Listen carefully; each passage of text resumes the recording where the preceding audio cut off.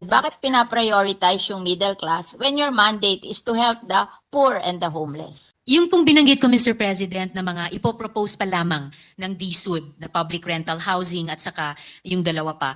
Bukod po doon, yung existing na pinagkakagastusan ng GAA ng NHA. So why are you prioritizing the 3.2 million condominium for the middle class when your mandate is to help the poor and the homeless? Dapat yun ang first priority. Why will you insist on building them condominiums when you can distribute the land to them 500 a month lang? Ang babayaran nila. Why will you insist on building condominium? Dahil kikita ka doon sa contractor ng condominium na may porsyento ka doon kaya pinag-i-insist mo yung condominium.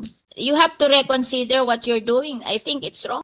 So si homeless, ang program for the homeless na overtaken nitong condominium project natin for the minimum wage earner and above. So, ganun, is that the reality,